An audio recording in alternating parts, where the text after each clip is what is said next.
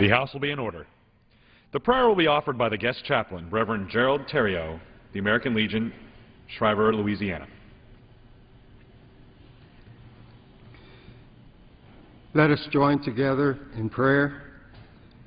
Most gracious and all-enabling God, awaken within our hearts and minds the ability to reason and discuss differences so that we may realize reasonable, fair, and just solutions to the issues that are before us. Allow our legislators to meet the desires of those who support them, and at the same time to do what is best for all in our nation. We know that we all must meet the obligations of trust that is placed upon us, and we therefore come to you in faith, seeking courage and strength to perform our task well. And dear God, as I stand here today, I am thankful for and ask for your continued blessing on this House as they endeavor to perform their duties.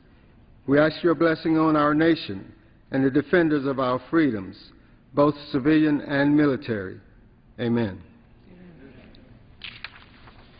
The Chair has examined the journal of the last day's proceedings and announces to the House his approval thereof.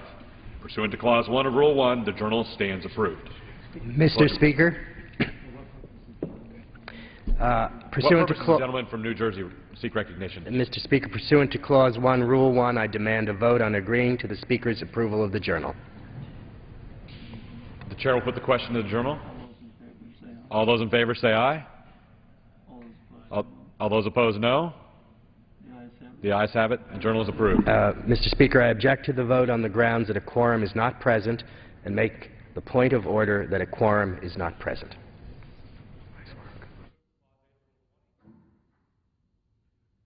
Proceedings upon this question shall be postponed. The Pledge of Allegiance will be led by the gentleman from Arkansas, Mr. Crawford.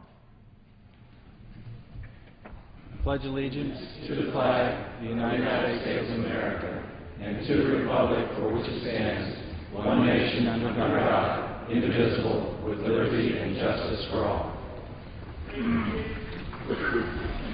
Without objection, the gentleman from Louisiana, Mr. Landry, is recognized for 1 minute. Thank you, Mr. Speaker. Mr. Speaker, I rise today to thank our guest chaplain, Mr. Gerald Theriault, for his dedicated life of public service.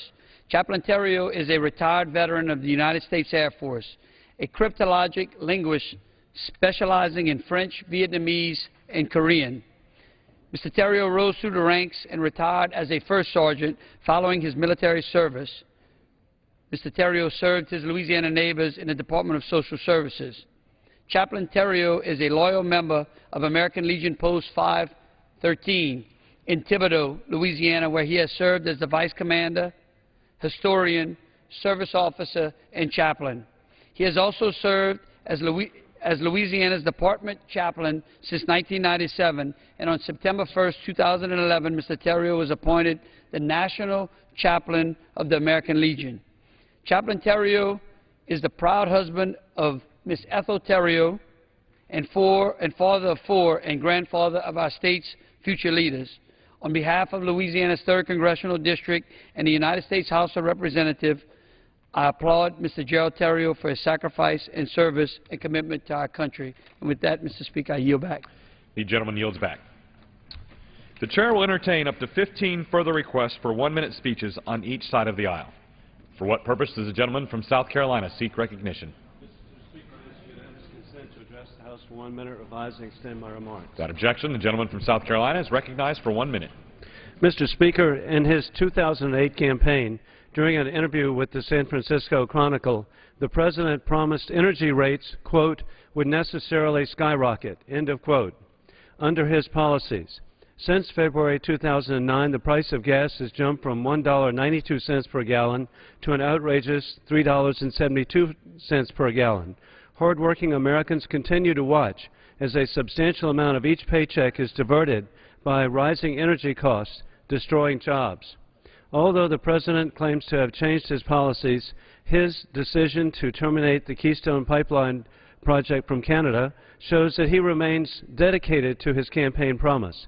House Republicans are focused on helping Americans feel relief at the pump by supporting legislation that expands supply and allows for the continuation of the Keystone Pipeline. I urge the President to put party politics aside, work with House Republicans to find ways to lower energy costs, which is necessary for American families. In conclusion, God bless our troops, and we will never forget September 11th and the global war on terrorism. The gentleman's time's expired.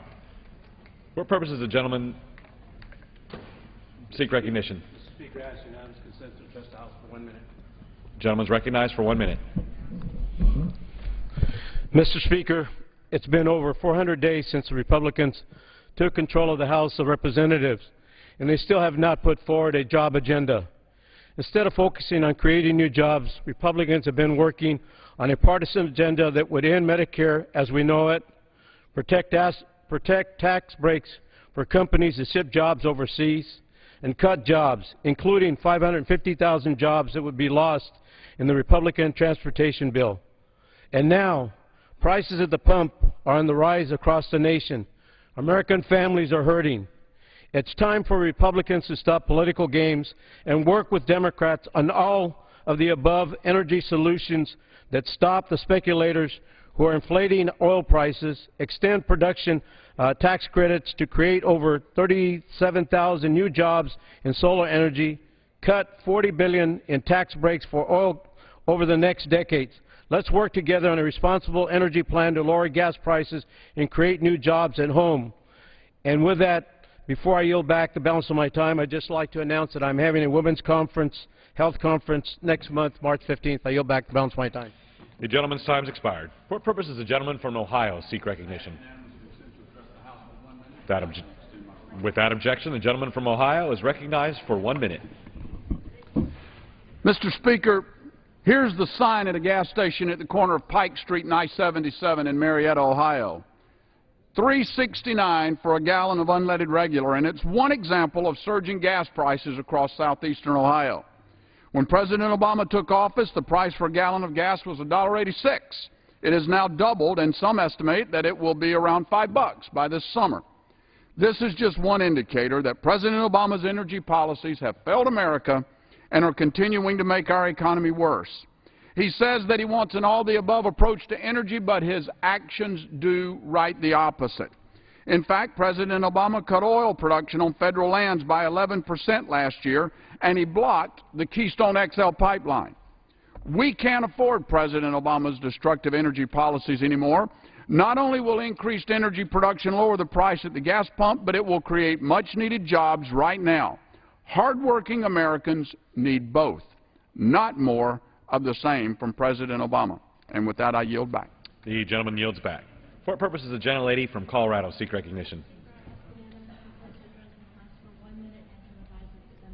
That objection, the gentlelady from Colorado is recognized for 1 minute.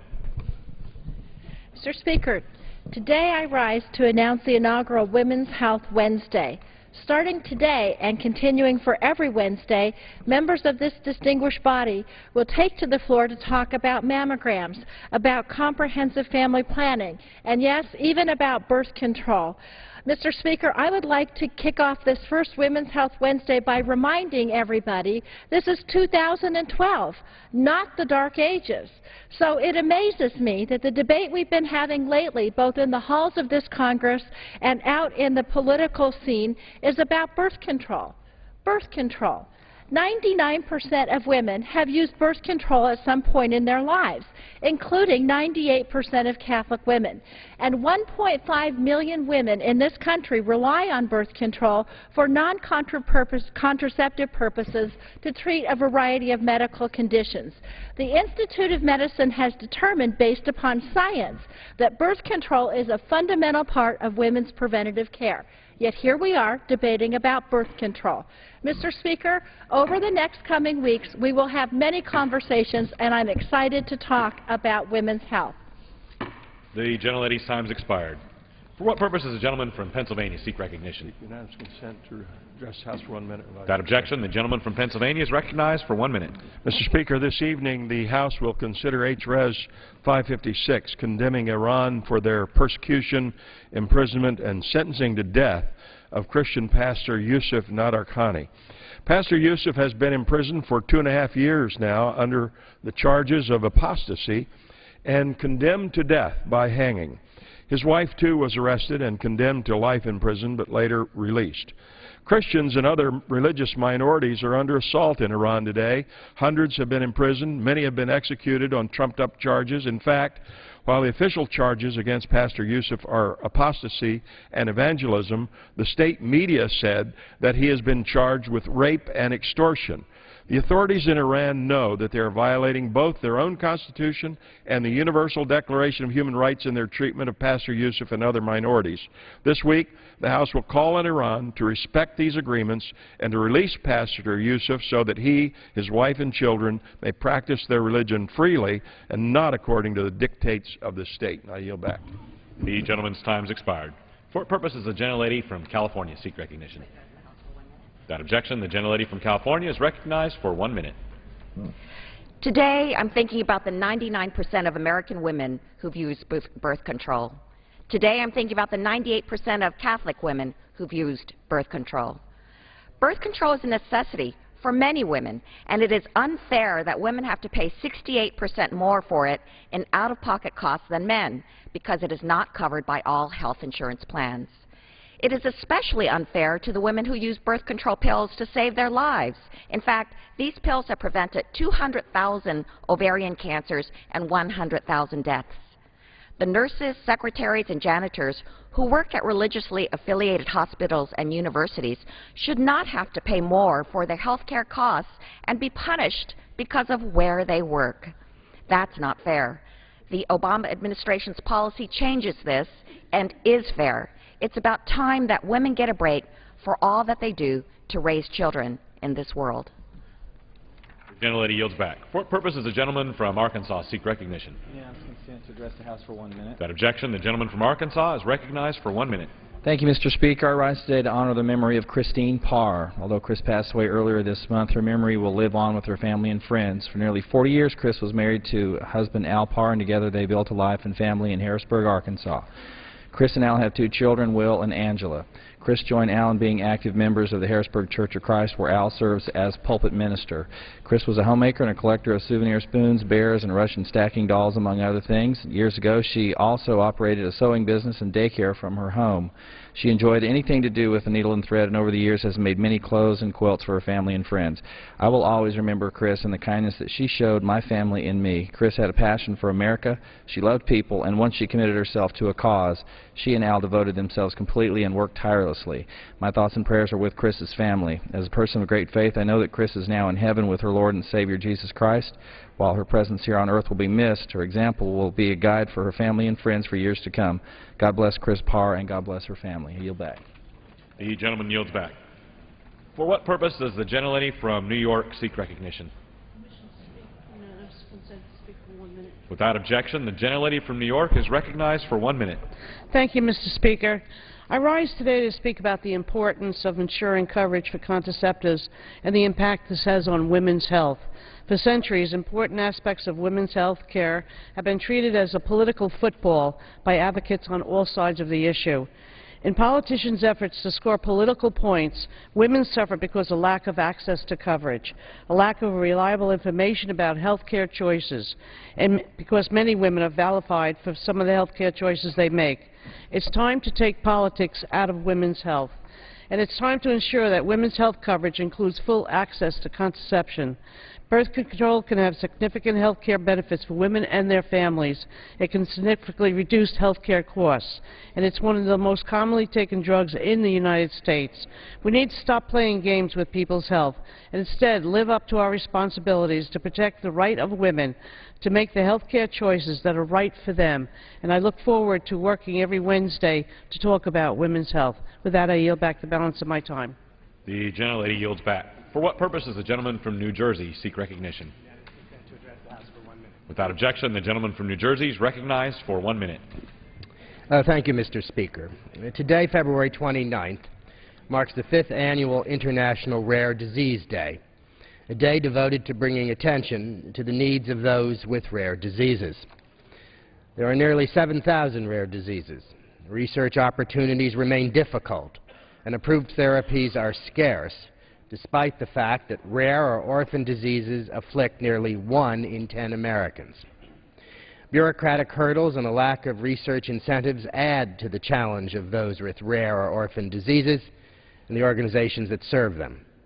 As co-chairman of the Rare Disease Caucus with my colleague, Congressman Joseph Crowley, I am committed to working in a bipartisan capacity with like-minded members, policy advocates, and families across the nation to increase awareness and education of rare diseases. It is through greater awareness that we are able to bring hope to those who suffer from rare and orphan diseases. Thank you, Mr. Speaker. I yield back the balance of my time. The gentleman yields back. For what purpose does the gentlelady from California seek recognition?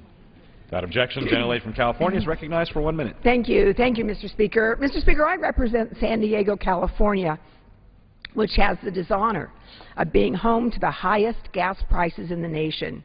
The most expensive gas in San Diego was going for $4.75 a gallon, and that hurts my constituents. My friends on the other side of the aisle believe the solution is simple. More production means lower prices. However, our nation's oil production is the highest it has been in years, and yet, so are gas prices. The conclusion? More drilling does not mean lower prices. Independent analysis has pointed to Wall Street speculators as a culprit for the rise in gas prices. Mr. Speaker, we've heard this story before. Wall Streeters gaming markets to make big bucks at the expense of consumers. Another culprit? There is truly nothing competing against gasoline.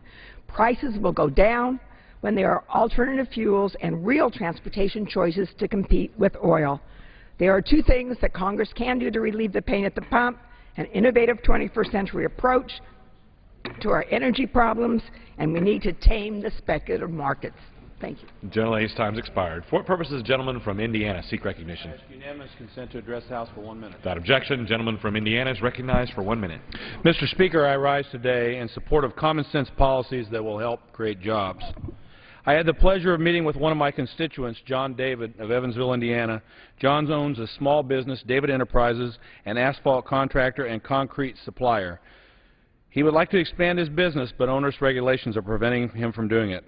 When I sat down with John to talk about how EPA rules such as emission controls, dust regulations, the permitting process for oil refining, and wetlands designations on his property, these regulations, he tells me, are keeping him from selling his product and services that would allow him to expand his business and hire more employees.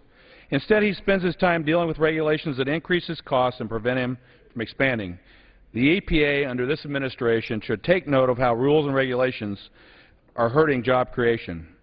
This is unacceptable. The House has passed bills to help out John and others like him, but the Senate have ignored them.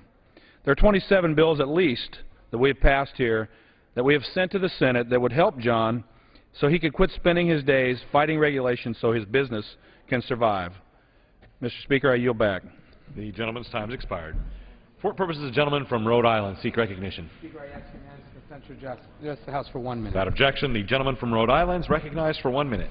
Mr. Speaker, I rise today to honor Reach Out and Read Rhode Island, a program that works with doctors to encourage young patients and their families to read. In honor of the upcoming Read Across America Day, I wish to recognize the contributions this program makes in my home state, where it reaches 35,000 infant to preschool-age children each year in 44 locations. Reach Out and Read Rhode Island provides free books through pediatricians' offices for children between the ages of 6 months and 5 years old, creating a small library for children and emphasizing the importance of reading. Reach Out and Read Rhode Island helps to distribute 60,000 books each year to young children and their families, working to build a foundation for when a child enters school. Reach Out and Read Rhode Island should take great pride in the contributions it makes to our young children. I congratulate Reach Out and Read Rhode Island on its success, and I yield back the balance of my time. The gentleman yields back. For what purpose does the gentleman from Illinois seek recognition? Without objection, the gentleman from Illinois is recognized for 1 minute. Thank you, Mr. Speaker. Last week, I heard from my constituents about the impact rising gas prices are having on their families and on their small businesses. Congress must act to protect our constituents from even higher gas prices by expanding our nation's domestic energy production. The solution's pretty simple. Let's expand American energy production. This will reduce the cost of gas, putting money back in the wallets of every American. And it will create the kind of good-paying jobs that so many people need and would help get our economy moving again. The House has already passed 4 bills to expand domestic energy production. It's time for the Senate to pass those bills and send them to President Obama so that he can show us whether his commitment to an all-of-the-above energy policy is mere rhetoric. Creating jobs, saving our constituents money, helping our economy. These should be bipartisan goals, and we can achieve them by expanding American energy production. I yield back. The gentleman yields back. For what purpose does the gentlelady from Ohio seek recognition? I ask unanimous consent to address the House for 1 minute, please. Without objection, gentlelady from Ohio is recognized for 1 minute. Mr. Speaker, first I join with my female colleagues in supporting full health coverage for every single woman in our nation, and I also rise to condemn the actions of Syria's Assad government, which are truly appalling. America and this House should not be sitting silent as thousands of Syrian civilians are slaughtered by their government. Assad is not a man of peace, as some in this body have asserted. He is an international war criminal. His blood-stained hand should be shunned the world over. The United Nations now believes that over 100 civilians are being murdered daily, including women and children. Estimates vary as to how many civilians have been killed since Assad's regime launched its brutal crackdown on peaceful demonstrators in Syria in the spring of last year. CNN is reporting as many as 9,000 people have been killed in the last year, yet the leadership of this House remains silent. The Senate passed a resolution in mid-February. Why haven't we?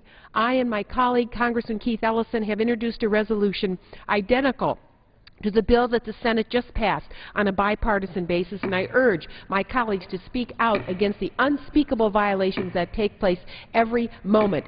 Doing right is long overdue. Let's stop the horrors and mobilize the world to stop the killing. I yield back my remaining time. The gentlelady's time's expired. For what purpose does the gentleman from Pennsylvania seek recognition? Without objection, the gentleman from Pennsylvania is recognized for 1 minute. Mr. Speaker, I recently had the pleasure of visiting an outstanding new company in western Pennsylvania called Cabot Guns, a company whose belief in American exceptionalism and dedication to uncompromising quality have resulted in a new standard of precision-made handguns. In fact, Cabot Guns are already being described as the finest pistols in the world by the Blue Book of Guns. Cabot Guns embodies the best of what this great nation's finest machinists, engineers, and master craftsmen have to offer and are proof of the enduring prowess of the American dream. These highly prized firearms provide a new industry for my district and are made in collaboration with Penn United Technologies, a pioneering manufacturer of precision components for the defense, aerospace, medical, energy, and nuclear industries that was founded 40 years ago by the great innovator and patriot Carl Jones, a man whose legacy lives on through Cabot Guns and Penn United's strong and shared belief in family, God, and country, and a firm commitment to our Second Amendment. I thank you, and I yield back. The gentleman from Pennsylvania yields back. For what purpose does the gentlelady from Oregon seek recognition? Mr. Speaker, request the unanimous consent to address the House for 1 minute. Without objection, the gentlelady from Oregon is recognized for 1 minute. Thank you. Contraceptive coverage is an issue of women's health, access to health care, and affordability that affects our entire health care system. As we deliberate this important issue, it's imperative that we consider all of the benefits of access to contraceptives, starting with the prevention of unplanned pregnancies.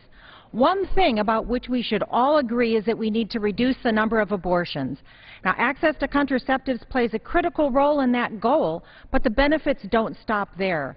Contraceptives are often prescribed for certain medical conditions that, untreated, could keep women from work, lead to more serious health problems or otherwise impact the quality of their lives. These negative consequences are easy to prevent with access to preventive health care, which can help with unnecessary costs, both intangible and tangible. Unfortunately, too many women across the country suffer every day because they don't have access to health care that includes contraceptives. This is an issue of access, of affordability, and of the rights of women to receive quality health care. I urge my colleagues to make that their focus. And with that, Mr. Speaker, I yield back my time. The gentlelady's time's expired. For what purpose does the gentleman from Indiana seek recognition? Speaker asks for unanimous consent to address the House for 1 minute. Without objection, the gentleman from Indiana is recognized for 1 minute. Thank you, Mr. Speaker. Hoosiers across northeast Indiana paid $3.85 for a gallon of gasoline this morning. Gas prices are skyrocketing, and people in my district are looking for long-term solutions. Unfortunately, for the past 3 years, President Obama has rejected serious efforts to promote American energy security. By failing to put forward a responsible energy policy, this administration is making things worse at the pump. In 2008, Energy Secretary Eshoo said that somehow we have to figure out how to boost the price of gasoline to the levels in Europe. Well, if something doesn't change, Hoosiers could see those prices soon. In January, President Obama rejected the bipartisan Keystone pipeline and blocked the flow of over 800,000 barrels of oil each day. The President's decision does nothing to lower prices or protect us from the uncertainty in the Middle East. It's a serious blow to Hoosier families already struggling in the real economy. Hoosiers deserve a true, all-of-the-above approach. The House has already passed 5 energy bills that are being held up in the Senate. It's time to promote real energy security, and with that, I'll yield back. The gentleman's time's expired. For what purpose does the gentleman from Missouri seek recognition? To address the House for 1 minute, revise and extend. Without objection, the gentleman from Missouri is recognized for 1 minute. Thank you, Mr. Speaker. Today I rise to honor the start of Women's Health History Month that starts tomorrow. This month gives us all the opportunity to recognize the important and glass-ceiling-shattering work women across our country and around the world have done and continue to do. Despite the tremendous progress that has been made over the past century towards gender equality, more still needs to be done. And over the last 14 months, we've seen the rights of women come under attack again and again in this body. Though I firmly believe in encouraging healthy debate, the attacks that we have seen are an affront to the rights and health of women around this country. That's why I was so heartened by the recent compromise on contraceptive care. While I have a deep respect for the religious and moral beliefs of all Americans, I'm pleased with this compromise because these guidelines increase access to contraceptive services for women while respecting religious liberty. This protects the beliefs and health of all American women and families. In the spirit of Women's History Month, I ask that we put an end to this partisan bickering and focus on achieving better women's health. I yield back. The gentleman's time has expired. For what purpose does the gentleman from Utah seek recognition? Without objection, the gentleman from Utah is recognized for 1 minute. Thank you. For 4 consecutive years, President Obama has introduced a budget with a $1 trillion deficit. 4 years in a row. Never happened in our nation's history. Well, how much is $1 trillion? If you spend $1 million a day, every day, it would take you almost 3,000 years to get to $1 trillion. No longer can we do this. We're paying more than $733 million a day in interest on our national debt. We deficit spend something like $4 billion a day. Ladies and gentlemen, we cannot sustain the spending that we have. Our nation is going bankrupt. It is imperative that this Congress get a grip on its fiscal future and put forward a budget that is responsible and over the course of time will actually balance our books and pay off the national debt. I yield back. Gentleman yields back. For what purpose does the gentlelady from California seek recognition? Without objection, the gentlelady from California is recognized for 1 minute. Mr. Speaker, I rise today in opposition to the extensive attacks made on women's health in recent weeks. We have seen an almost unprecedented number of attacks on women's access to health care, reproductive options, and even prenatal care. From a hearing on women's health that included a panel with no women witnesses, to public statements diminishing the importance of women's access to a full range of preventive health services, to accusations that prenatal testing is in some way a pathway to abortions. It has been open season on women's health. This is not acceptable. We need to trust women to know what is best for their families and for themselves. And those of us in Congress should always have their best interests in mind. Women do not deserve to have their health used as a political football. I yield back the balance of my time. Gentlelady yields back. For what purpose does the gentlelady from California seek recognition? Unanimous consent to address the House for 1 minute. Without objection, the gentlelady from California is recognized for 1 minute. Thank you, Mr. Speaker. Former New York Governor Mario Cuomo, a man who saw the duality in being a legislator and a man of faith, once noted that all religiously based values don't have an a priori place in our public morality. I think my colleagues have forgotten that message in recent days when it comes to women's health, ignoring the important impacts that access to contraceptives can mean for women. Contrary to what some of my colleagues may believe, contraception is not a cheap, easily accessible solution for all women. An objective, nonpartisan panel developed recommendations for contraceptive coverage paid for by religiously affiliated employers. The Obama administration adopted new regulations based on these recommendations. These regulations were not designed to jeopardize anyone's religious freedom. These regulations were designed to protect the health needs of women, period. We should be doing everything possible to support women's health, not attacking women for demanding better health care. Thank you, Mr. Speaker, and I yield back the balance of my time. The gentlelady yields back. For what purpose does the gentlelady from Connecticut seek recognition? Without objection, the gentlelady from Connecticut is recognized for 1 minute. Mr. Speaker, 25 years ago, I was diagnosed with ovarian cancer. I was lucky, had excellent doctors who detected the cancer by chance in stage 1. I am alive today by the grace of God and biomedical research.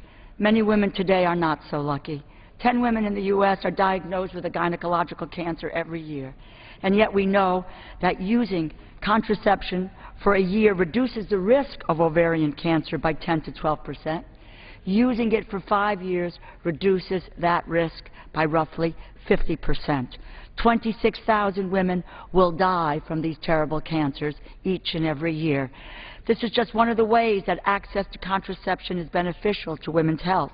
Improved access to birth control is directly linked to declines in maternal and infant mortality, helps to reduce unintended pregnancies. It significantly reduces a woman's risk of endometrial cancer.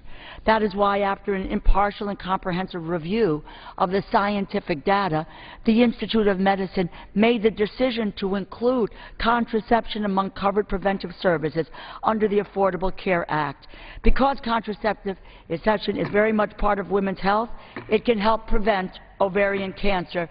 It can save women's lives. I yield back. The gentlelady's time has expired. For what purpose does the gentlelady from California seek recognition?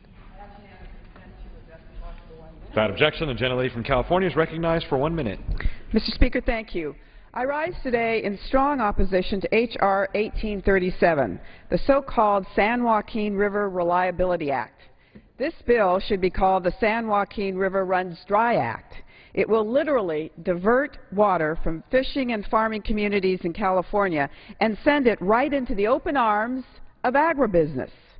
The author and backers of this bill don't want a sustainable water policy for California. Instead, they want to overturn a century of California law that protects healthy waterways for fish, crops, and drinking supplies. This bill should be called the GRAB Act, Give Rights to Agribusiness. It represents an unprecedented intrusion on states' water rights by the federal government. This goes beyond California and would affect water policy across the western states.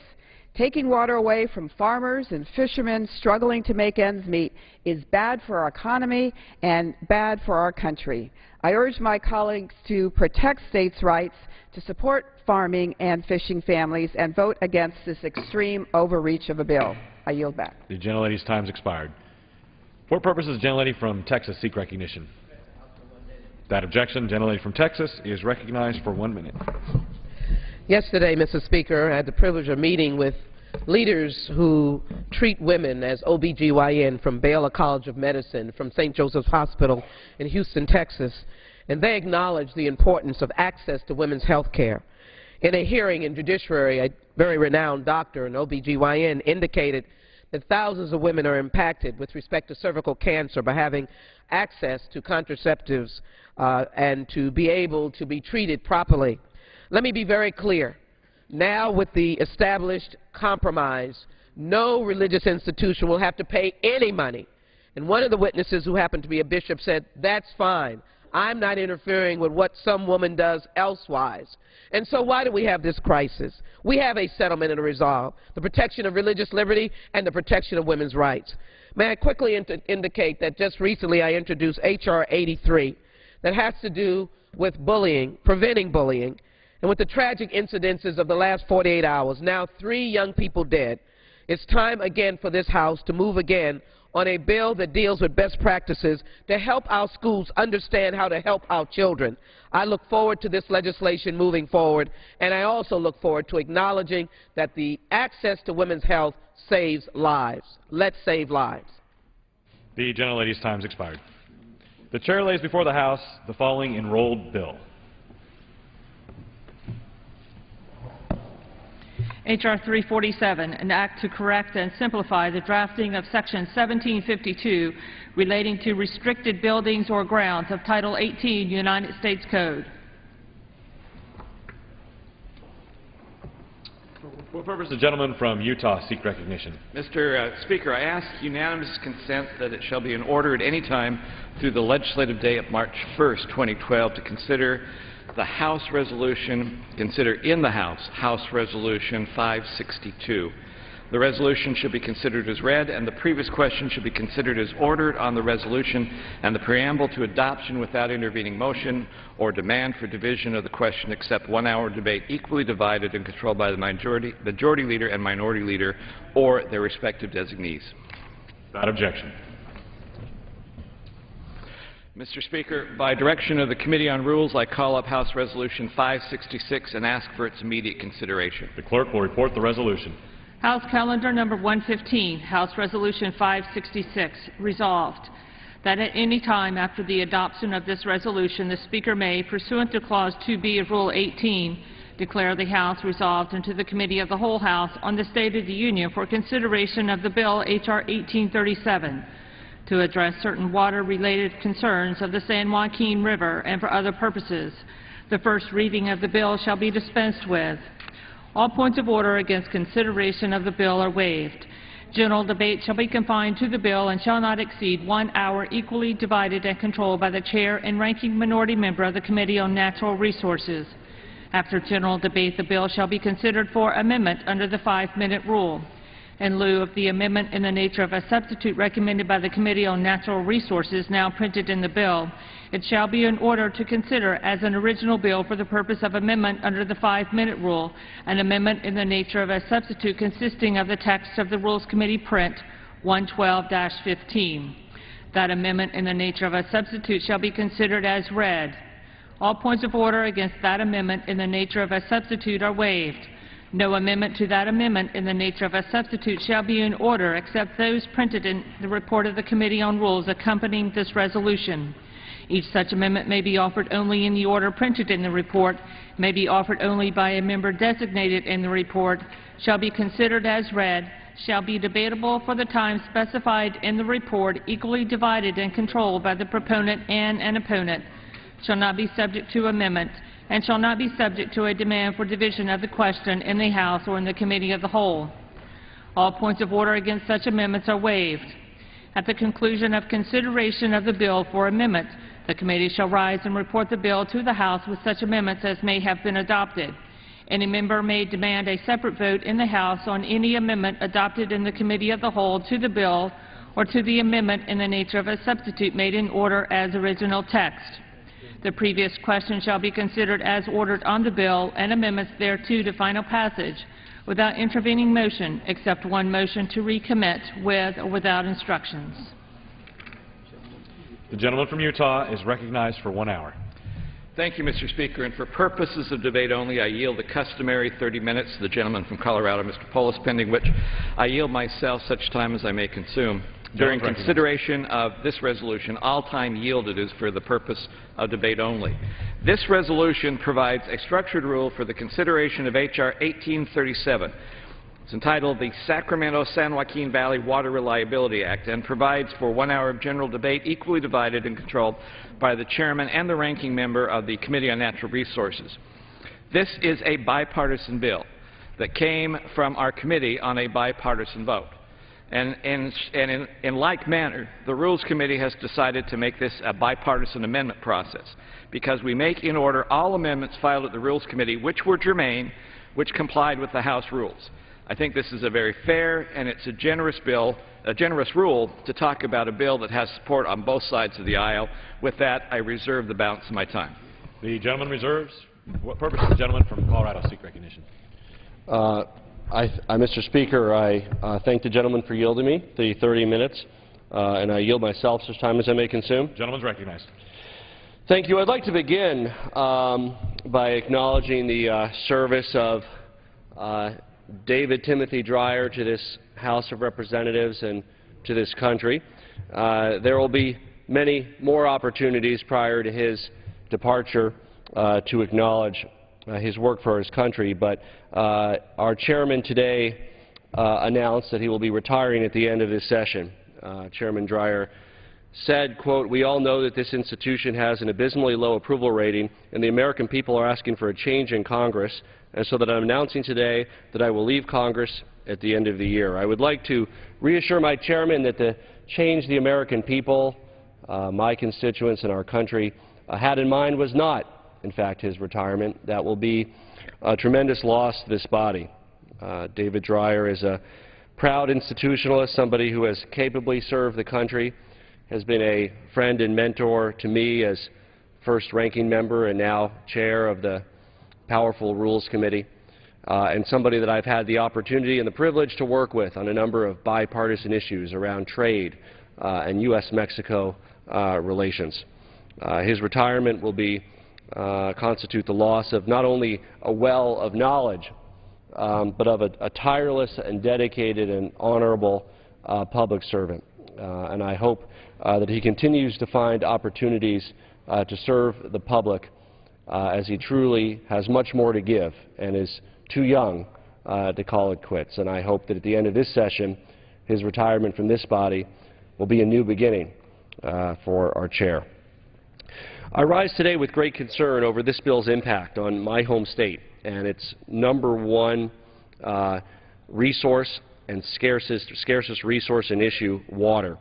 You know, we have an old saying in the West that whiskey is for drinking and water is for fighting. I think, Mr. Speaker, we're going to see some of that fighting here on the floor of the House tonight, and I would argue that this isn't the appropriate venue to settle inter-California disputes that have long been settled through case law and settlements. Water fights are long, expensive, tiring, but, you know, they've led to an established and workable framework within which states and localities have operated for years. And, Mr. Speaker, this bill is not just about California. This bill has far-reaching implications for nearly 17 other states, including my home state of Colorado.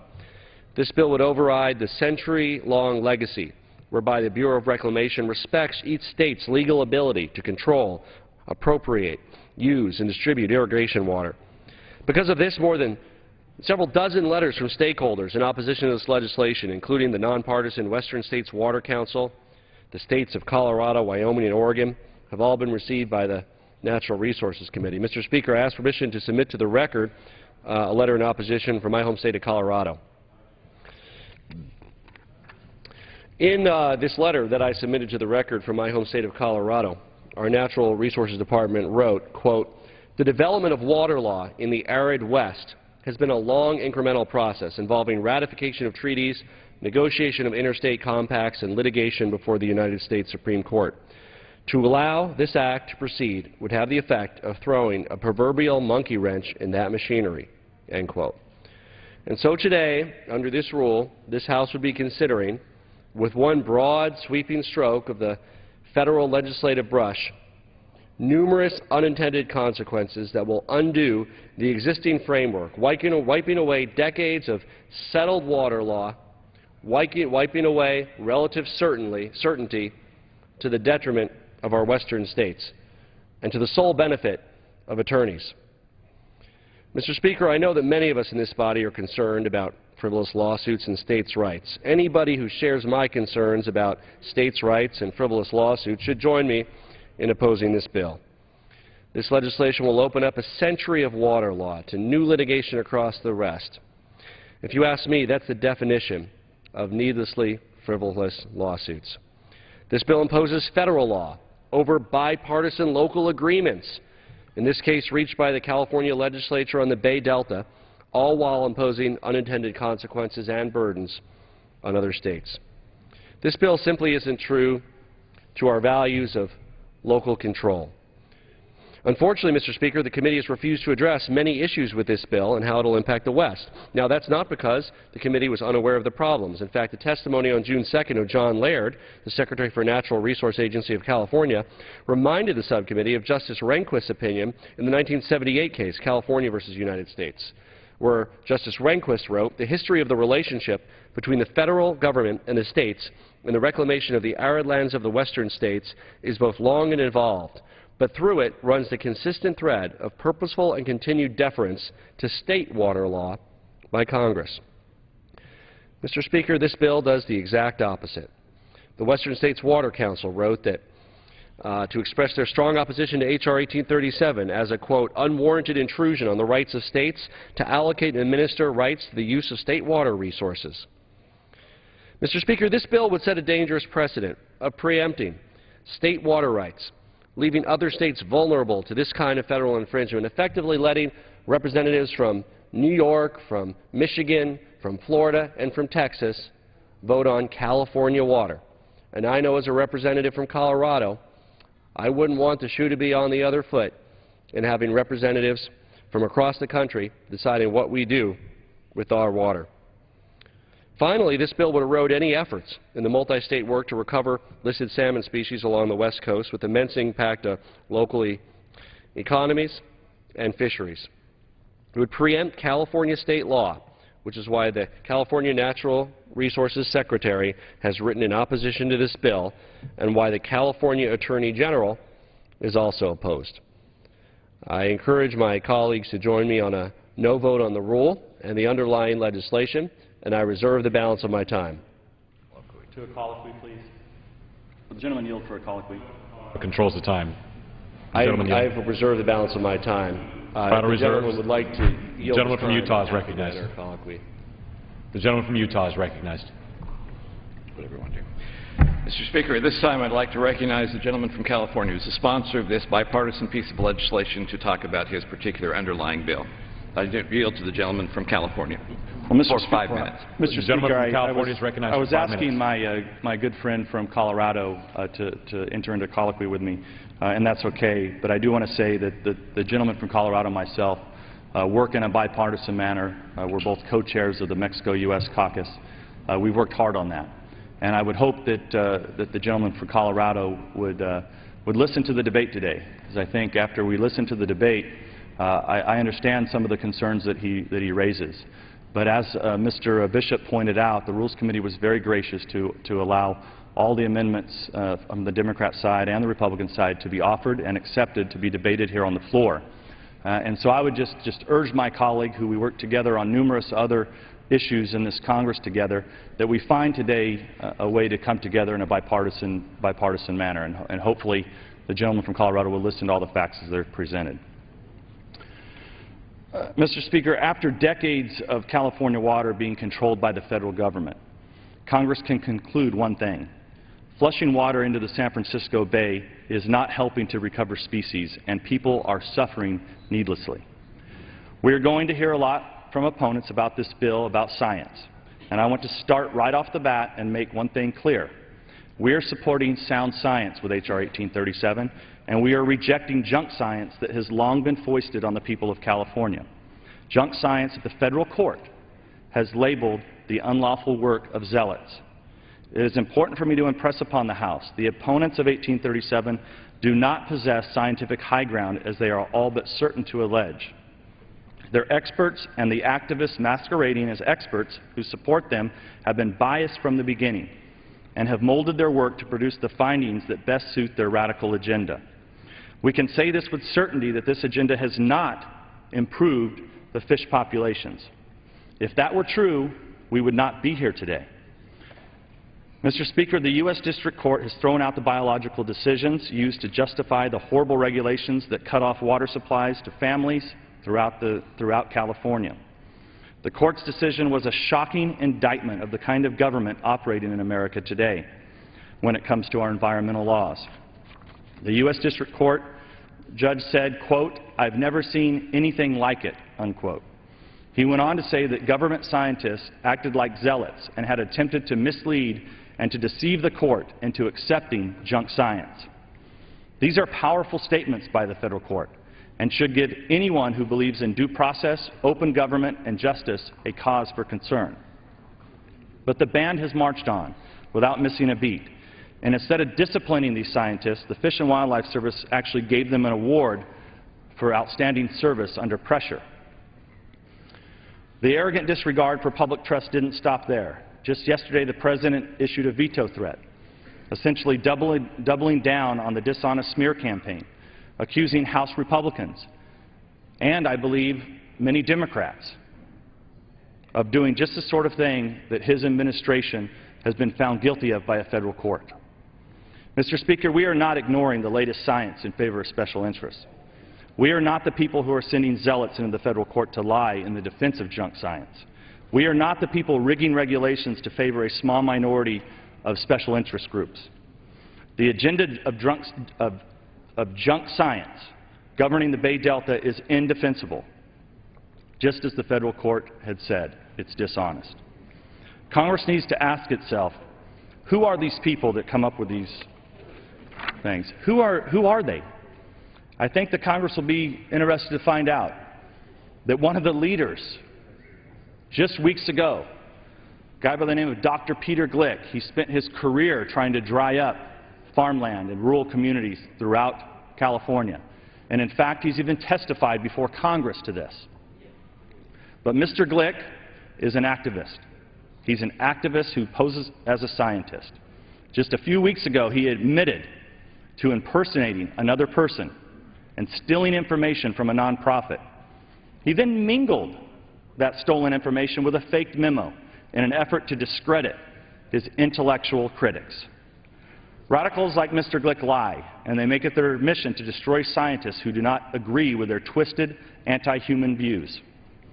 Meanwhile, they are used by some in this House as an excuse to take people's water away, to take their private property rights away, to dry up farmland, and worst of all, to justify human suffering.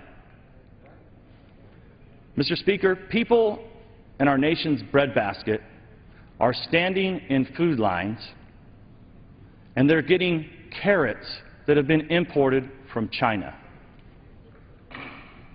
Their sacrifices have meant nothing to the environment, Mr. Speaker. I yield next to 30 seconds to the gentleman. Recognized for Mr. Speaker, their sacrifices have done nothing to improve the environment.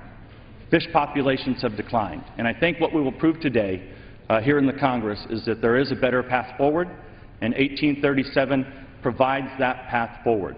So I would urge my not only my Republican colleagues but my Democrat colleagues to listen to the evidence, and I would urge them to vote for this rule so that we can move on to the debate, so that we can finally restore sanity to California's water system. And with that, Mr. Speaker, I yield back. The gentleman yields back. The gentleman from Utah reserves. The gentleman from Colorado is recognized. Thank you, Mr. Speaker. It's my honor to yield 3 minutes to the gentlewoman from California, a former member of the Rules Committee, Ms. Matsui. The gentlelady from California is recognized for 3 minutes. Thank you, Mr. Speaker, and I thank the gentleman for yielding me time. Mr. Speaker, I rise in strong opposition to this rule and to this bill. The issue of water in California has been debated for many decades because it is such a critical issue for our state. As a daughter of a Central California Valley farmer, I grew up on a farm, and I deeply understand the value of and the controversy over water. Being able to plan the next growing season is critical for farmers. Unless they can count on the water being provided, there's no assurance for their crops. Now, in Northern California, we have balanced our watershed. We have provided water for our farms, our cities, and our sensitive habitat in a way so we can have sustainability. But this legislation throws out the ability of the people of California to decide its own water future. Mr. Speaker, any real solution to California's water issues will need to be crafted with consensus within California, not in a partisan manner on the House floor the way H.R. 1837 has been written. This legislation purports to have the support of Northern California, but I'm here to tell you that nothing could be further from the truth. My district, the Sacramento region as a whole, the 5 Delta counties are among countless others who oppose this bill, and the list continues to grow. Some of the strong concerns, including the loss of the state's right to manage its own water, the decimation of environmental protections for our Sacramento-San Joaquin Delta, the ability to manage Folsom Dam Reservoir for the benefit of the Lower American River, and most importantly, the overall instability that this bill will create in California. The idea of usurping the rights of states to control their own water is incredibly damaging, not only to the Sacramento area, but to California and even to our country. For those of our colleagues who represent areas outside of California and plan to support the bill because they may not impact your state, I have news for you. This is not just about California.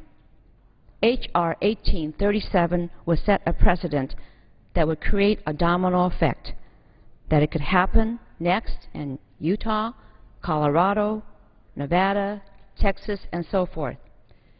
We don't need federal legislation that only creates more problems for an already intractable problem. We cannot afford to give up California's right to control its own water future. The stakes are just too high. I urge my colleagues to strongly reject this legislation, and I yield back the balance of my time. The gentlelady yields back. The gentleman from Colorado reserves. The gentleman from Utah is recognized. Mr. Speaker, I had the honor of attending a public hearing in California with the gentleman to my right from California. It was an honor to listen to these people, and I am pleased to yield 5 minutes to the chairman of the subcommittee that worked through this bipartisan bill, Mr. McClintock. The gentleman from California is recognized for 5 minutes. I thank the gentleman for yielding. Mr. Speaker, in 2009 and again in 2010, hundreds of billions of gallons of contracted water were expropriated from California farms and instead dumped into the Pacific Ocean in the name of the Delta Smelt. This tragic policy fallowed hundreds of thousands of acres of some of the most fertile and productive farmland in America. It threw thousands of hard-working families into unemployment. It devastated communities throughout the region. And it created the spectacle of unemployed farm workers standing in food lines to receive carrots imported from China in a region that just a short time before had produced much of American-grown fruits and vegetables. And it contributed to rising grocery prices that families felt far beyond the congressionally created Dust Bowl of California's Central Valley. In the last Congress, the then-minority Republicans begged and pleaded for hearings to address this catastrophe. The majority turned a deaf ear. Last year, we returned as the new House majority to take testimony on what could be done to correct this disaster. The result of those hearings is the bill by Mr. Nunez that this rule brings to the floor. This bill restores the water allocations established under the historic Bay Delta Accord in 1994. When that agreement, commanding broad bipartisan support, was signed, Interior Secretary Bruce Babbitt assured all parties, and I quote, "A deal is a deal, and if it turns out that there's a need for additional water, it will come at the expense of the federal government." The water diversions shattered that promise. This bill redeems it. The Federal Central Valley Project is part of a coordinated operating agreement with the State Water Project at California's request and consent. The two are inseparable. In order to protect the water rights of every Californian, This bill brings the full force of federal law to protect those rights so that there is no ambiguity. This protection has earned this provision the support of the Northern California Water Association, representing the water districts that serve the farms and communities and families throughout the areas of origin in California. Now, the opponents have just said, well, this preempts state water rights. It doesn't preempt state water rights. It specifically invokes and protects state water rights against infringement by any bureaucracy, local, state, or federal, a legitimate constitutional function of the federal government established under the 14th Amendment and made essential by the terms of the state-approved joint operating agreement of these intertwined water systems. The bill also restores common sense and practicality to protections for endangered native species like salmon and the Delta smelt. Now, one of the greatest threats to these endangered native species is non-native invasive predators like the striped bass. Indeed, it is common to find striped bass in the Sacramento Delta gorged with endangered salmon smolts and Delta smelt. This bill allows open season on these predators, and it encourages the use of fish hatcheries to assure the perpetuation of thriving native populations of salmon and smelt. It replaces the cost-prohibitive provisions of the San Joaquin River Settlement Act, which contemplates spending an estimated $1 billion to achieve the stated goal of establishing a population of 500 salmon below the Freant Dam. That comes to $2 million per individual fish. This bill replaces the absurd mandate of a year-round cold water fishery on the Hot Valley floor with a warm water fishery that actually acts in concert with the habitat. It removes disincentives in current law that discourage groundwater banking in wet years. It allows the recycling of environmental flows by communities once they've achieved their environmental purpose. Mr. Speaker, the movement for stronger environmental protections began over legitimate concerns to protect our vital natural resources. But like many movements, as it succeeded in its legitimate ends, it also attracted a self-interested constituency that is driven far past the borders of common sense and into the realms of political extremism and outright plunder. This bill replaces the cost-prohibitive and unachievable dictates that caused so much human suffering in California with workable, affordable, and realistic measures based on real science and not what one federal judge rightly called the ideological zealotry of rogue bureaucrats. This debate will determine if we're about to enter a new era when common sense can be restored to our public policy and a sensible balance restored between environmental and human needs. I welcome